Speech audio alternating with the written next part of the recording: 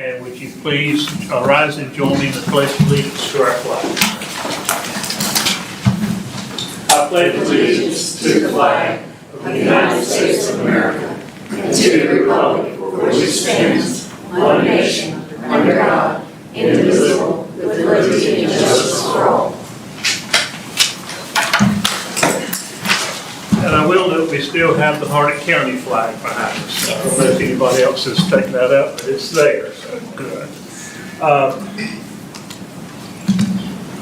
We will now have a public comment. Tony, is it Spears? Yeah, he's next door in the other meeting. All right. Rebecca Brock? Veterans. Okay.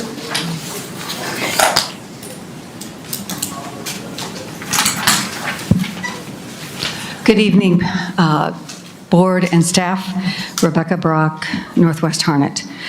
Chair Moody, I would ask that, I know you're running a professional board here, that you get the agenda out earlier than the day of the meeting. Perhaps your agenda was busy, but it would be nice to have it the weekend That's my before. fault. I know, you've tried. Okay. Per the September 2nd meeting, where you proposed the board adopt a plan of implementation for early voting sites that doesn't include schools, the board is to look at current sites to see if there are equal to or better than sites available outside of occupied schools. This is to be the plan for your 2-year term. A 2-year term on the board includes 3 elections. The first year is your municipal election, and then the second, or the middle year, full year, is a federal election cycle that includes the primary and the general. If you're changing the early voting locations because you have found a place that is equal to or better than an existing school location, I hope that it accommodates easy access for voters, functional curbside voting flow. It can handle a large number of voters, a large volume, has enough parking for those voters, is ADA compliant, and the site change is massively advertised. These changes should not be thought of in terms of a 2-year period because voting drops when a polling site changes. So please think of this being long-term choices and not just during this 2-year term. Secondly, we've had no costs associated to holding early voting in schools, and I'm against paying for any private location to be an early voting location because it increases the election budget in times when citizens are facing rising property taxes and higher living costs. Also, I hope that you would talk about the relationship you're going to have with Dallas Woodhouse, who is now supposed to be the state's county election board liaison. I'd like to understand how that relationship is going to have an impact on our county board. Thank you for considering these concerns. Mr. Spears just walked in. Oh, I'm sorry. Mr. Spears just walked in. Mr. Spears? Tony Spears. Tony Spears? Your name was up and you weren't here, so please come forward. Yeah, I'm going through those many people. I'm sorry, I tried to put my name down later because I'm in a meeting with the veterans at 6 o'clock. I used to have a 5 o'clock, a 6 o'clock, and a 7 o'clock on Tuesdays.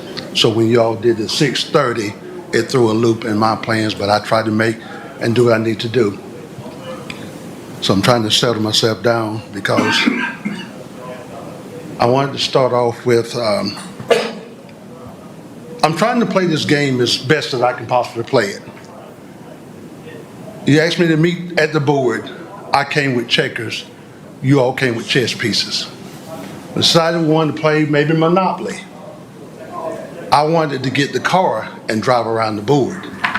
You all seem to suggest that I take the shoe and walk. So what's going on is, when I was on the board, we just came in and tried to figure out what was going on and proceed. Now, to come in here from the last time and ask for this $1,000, I don't know what lifestyle you got, but that's kind of rough to go from 250 to 1,000. And then they decided in the the commissioners to do 8 and 700. So I'm just getting really tired of a lot of stuff. I've talked to the commissioners and the Board of Education. I decided to step back for a little while, and let me go this route, and be the referee. I seem to find out, I gotta blow the whistle, that y'all don't need the referee because y'all trying to be the referee and the coaches and the players and everything you could possibly be. This don't make any sense. It's a waste of money that you're asking for when we need more polling signs when you get a chance. But state suggests that you don't go to polling sites. Go to the polling sites and see where your money could have helped buy some more equipment and some more polling signs, because one site, they use the chairs to prop up the signs. So I'm somewhat just upset about coming in and asking for money and you don't even know what your job really just details. Have a good one. Oh, I forgot. I was gonna throw the flag, but I'm gonna stay in the game. All right.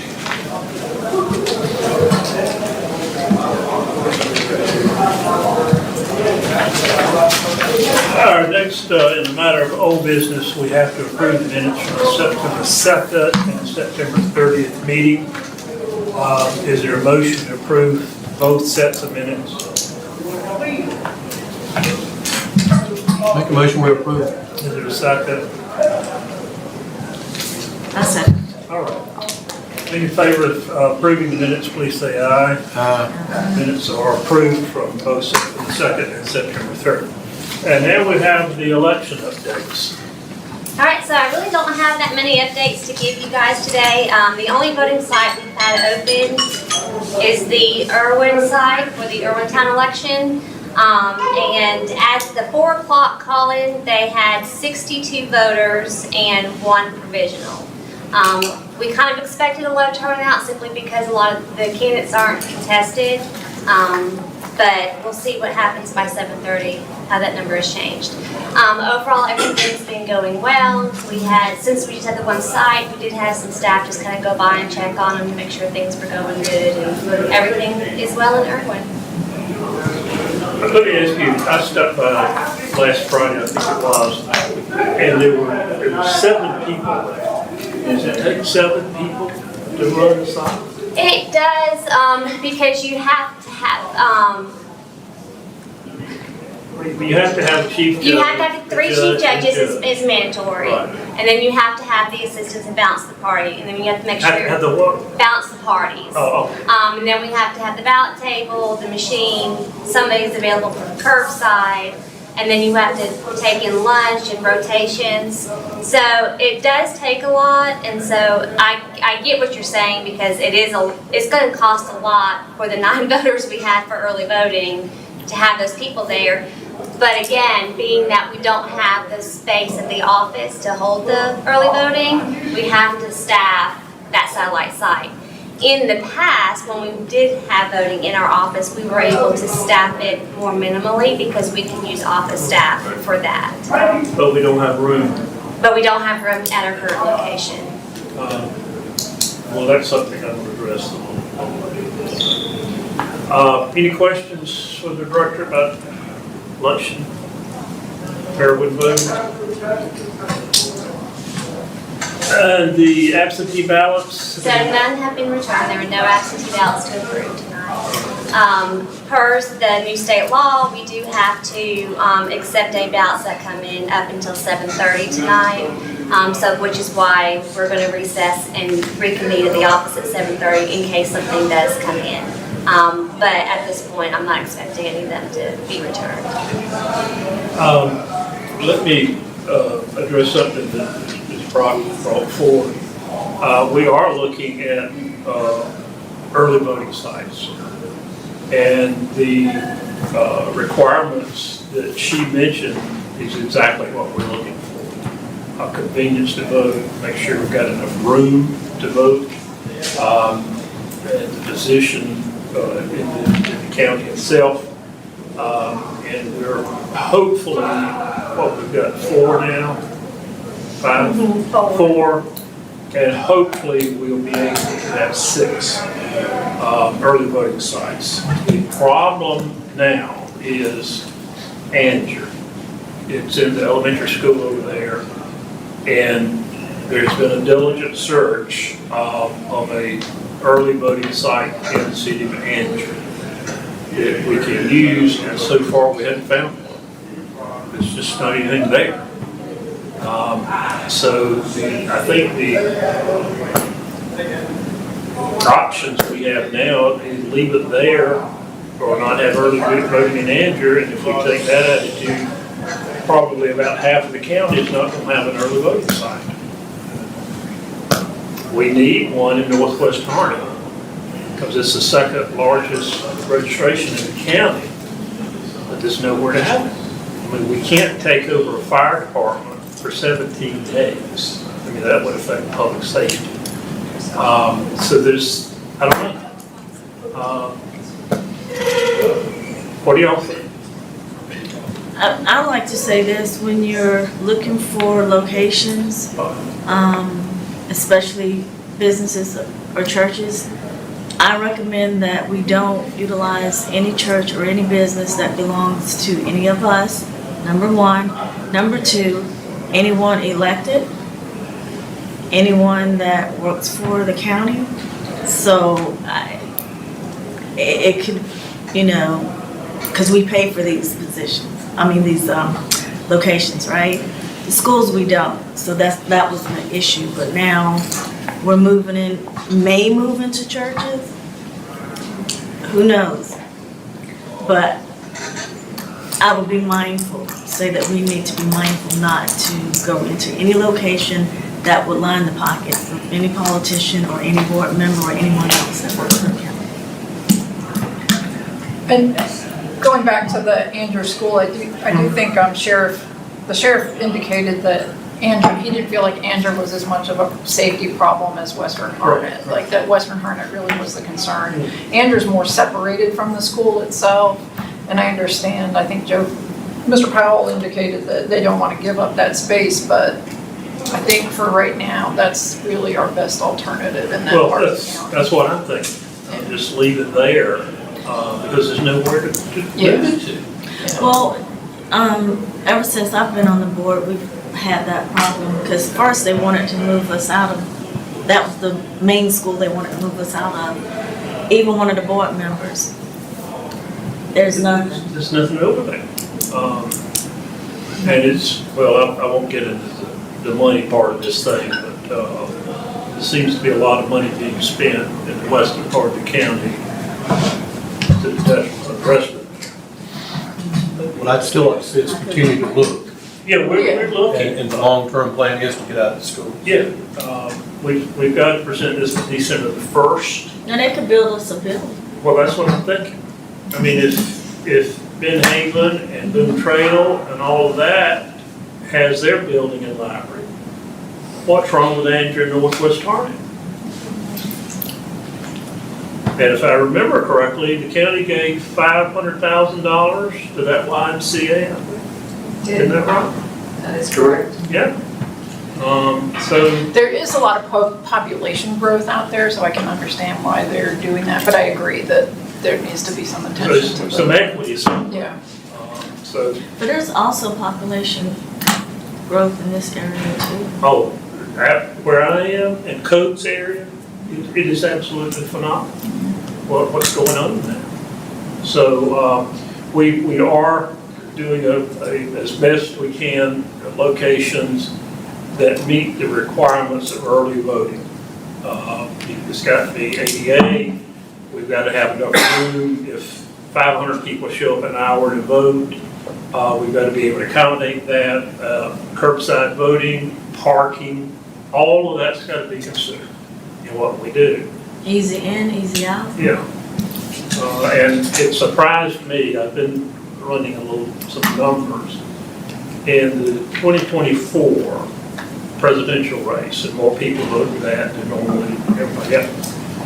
just over 73% of voters voted early in Harnett County. 73%. So we've got to pay more attention to early voting because that's almost 3/4 of what's voting. We just can't keep ignoring that. And of course, the other boards had the same problem. All right, where do we go? Will, okay. I was going to ask, does Johnston County have any problems? Because I understand the majority of their early voting sites, poll sites, is actually in churches. Yeah, Johnson County does use a lot of churches, and I've heard talking to Leanne that it's half and half. Some of the counties that use churches say that they're some of the best places, and others have said it's been a real pain trying to utilize them and scheduling, especially because for early voting, we'll be using it on weekends too. And a lot of churches have activities and things on the weekends and on Sundays, and they don't want to give up that space for that time span. So I've heard both pros and cons from other counties as far as using churches. Well, I'm hesitant about going into a church. Oh, I am too. Very I am too, but I'm just Even curious. if it's a community building apart from the church, it's still church property, and they're gonna have to give up their building for over 2 weeks. And I don't know if anybody's willing to do that. Now, they may be somewhere out there that we don't know about. But we'll have to see, but I just, if we can avoid it, I don't want to have to deal with the church. So, any other comments about early voting and what I hope to have this landlord implementation by probably the second week in November, get it out to the board members, look it over, and then we can discuss it at a couple of meetings, and then vote, and if it's not unanimous here, it goes up to state board. Does that sound reasonable? Okay. All right. So, is anything else come for us at this time? I do not have anything else for the board, Okay. so we'll So move. we shall adjourn to, I'm sorry. Is that yours? Mhm. Is it a location? It's just a It's just math. maps, nothing on it, but it's a division of the precincts. And then they've got one, this ballot's colored, and one is a black and white that we can point to a early voting sites being considered in this area right here, or this one in this area right here. That's all that is. So how about the next meeting we have, Yeah, we'll have it up. Well, have On the the TVs screen. on? oh.